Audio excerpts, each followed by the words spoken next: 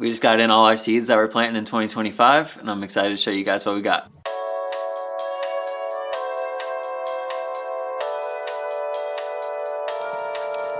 What's up guys, welcome back, or welcome to my channel since this is my first long form video. I'm glad you stopped by. Might as well subscribe, drop a like while you're here.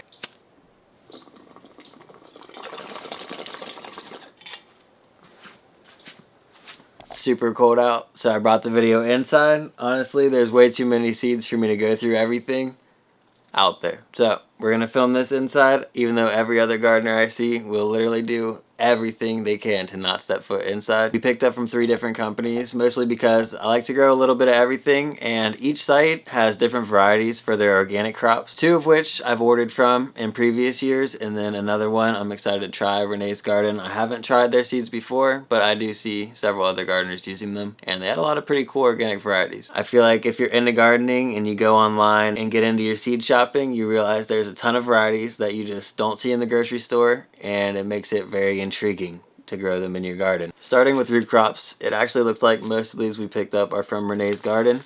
Their root crops must have been looking the best. Starting off, we've got these German giant heirloom radishes. I really like growing radishes because the turnaround time is quick. I had never eaten a radish until I actually grew them, and they're pretty good. So we got this French breakfast from Botanical Interest. This variety grows super tall, just like the white part will be in the soil, and then the red sticks up out like an inch or 2, and it's pretty sick. I grew them once, and the slugs fucking ate them up, and I don't think we even ate any. So I'm excited this year. I'm gonna try and defeat that problem. Also got the Pink Beauty. So 3 different radish varieties. Just throw them in between any other crops I'm growing in the spring too. Since they grow so fast, you can usually plant them with like lettuce and things like that and get them out of there before the other crops even need more room. Apparently I only got 2 varieties of carrots, which is pretty hard to believe. I could have swore that we ordered a couple more of these. This one looks super cool. They're called Romance carrots, and I think it says top flavor on the packet there. So highly productive. What's that say? Highly productive, glowing orange carrot with well-rounded sweet flavor and strong tops. Okay. And this road-tailed variety too. Okay, herbs up next. I feel like people in apartments or maybe beginner gardeners or even people that don't really garden that much can kind of dabble in the herb garden. Herbs aren't super intimidating to start growing, and they can add a lot to your dish. I don't know many people that are passing up a fresh herb garnish. Personally, I haven't grown this one. Starting out with dill. It smells super good through the packet, honestly, like a pickle. Also got cilantro, one of my favorites. Girlfriend isn't a huge fan. I don't even dislike it, I just have this soap gene. It's I don't so know. hard out here. I can't imagine having the soap gene because I really like cilantro. Having the soap gene and Mexican being my favorite food is a little like evil. Garlic chives. I've only grown traditional chives, so I'm excited to grow these Chinese chives. Some Italian large leaf parsley. This is the variety I grow pretty much every year. I've had success with it every year. And lastly, these Sprint scallions. I forgot about these. Last but not least is this downy mildew resistant basil. They only had the pelleted seeds available, and I really wanted this variety, so I'm excited to plant these. Something cool with basil is that once you get it going, you can just take cuttings from it and start different plants all over the place. Guess we'll do these flowers real quick. I didn't grab many flower varieties. I do have a couple more that I picked up last year, but I was only showing you guys stuff that I picked up this year. Chamomile. I always grow this. It's super good in tea, and that's the only thing I've used it for. And the bees like it too. African crackerjack. Sounds right. that sounds horrible. I grew these marigolds last year, and they're super cool. I like growing these. Lastly, some amaranth. I've never grown this either, but the flowers look incredible. I'm gonna do my alliums next.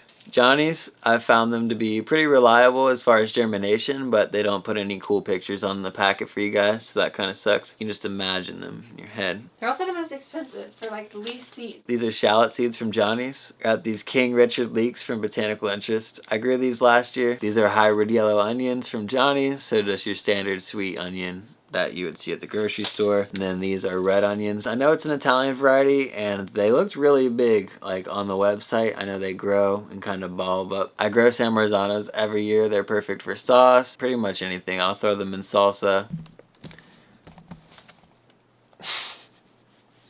I was excited to get my hands on this variety. I was trying to get them last year and they sold out. They are Sakura cherry tomatoes, and I see lots of gardeners grow this variety and rave about it, so I'm pumped to see how these do. I bought a few more varieties this year than previously because last year was a total bust for tomatoes. Like, all the seed companies, by the time I got around to it, were sold out, and even our local nursery only had a few different varieties when we went to pick up. I don't know why we were so late, but this variety looks incredible. I don't even know, Castelludo? Yeah, it looks like it. I don't know exactly how to pronounce these, but they looked incredible. I know it's an Italian heirloom variety, and it has just really cool structure. Heirloom varieties are always super cool looking. This isn't a tomato, but it's tomatillo. And I had no success with these last year, so I'm excited to give them another try. Hopefully I can get them germinated, and apparently they're highly productive if you can do that. I know one odd fact about these is you have to have at least 2 or they won't produce, which is kind of interesting. They have to be next to each other too. Last but definitely not least is Mountain Magic, which is another variety that I also really wanted to grow last year, but simply did not have the room to do so. That's all the tomato varieties, and I think they'll be delicious. Peas and green beans. My most successful crop last year was definitely green beans. I had so many. They were extremely productive, which I thought was funny because the one that was super productive for me was called the Provider OG, which I think OG just means heirloom. But regardless, the Provider green bean went crazy. It's a bush bean, so it doesn't vine, just grows in like a pot, and I could fit like 10 or 15 in one little pot. It was insane the amount of green beans we got, probably like 5 pounds at a time out of a couple containers. As soon as you said that, I remember a clip of me being like, you with your overcrowded green beans, you're like, it's the best decision I ever made. Yeah, literally, I didn't thin my green beans last year, and they were extremely productive without the thinning, so probably try that method again. We literally still have some in the freezer. Yeah, I still have a bunch in the freezer. Gonna have to make one of my favorite meals here soon, clear them out. For pole beans, I pretty much grow this variety every year, the Kentucky Wonder. It grows super well in my zone, and they're just pretty much your standard. These are sugar snap peas. This one's Sugar Daddy. And for some reason, I don't know if I plant them too late, but every year when I get a harvest, it's like 90 degrees. I get one harvest and they die. So I'm hoping to get them out there earlier this year. And then these are Sugar Snap OG. So pretty much the same thing as the Sugar Daddy in flavor, just a larger pack. My leafy green seed stock is fat. We're feeling brave apparently, because the slugs where I live, they don't play. Last year I put a few of my containers on a pallet table and it was extremely successful. I don't think a single slug got up the table. Kale. I like this dinosaur kale. It was extremely productive. I was harvesting it every week, probably literally 10 pounds, and just blanching it and freezing it. I use it several times a week out of the freezer, and we still have a pretty significant supply. Jericho romaine lettuce. Our salads are gonna go hard. Our salads are gonna go hard. My girlfriend has a thing for the Matilda movie, and we couldn't pass this up when we saw the variety. He's never seen Matilda. Roast him in the comments immediately, please. We have to watch it. We do. I've never grown rainbow chard, but it looks super cool. What do you use chard in?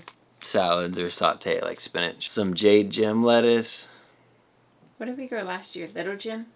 Yeah, Little Gem. Jade Gem lettuce. Arugula.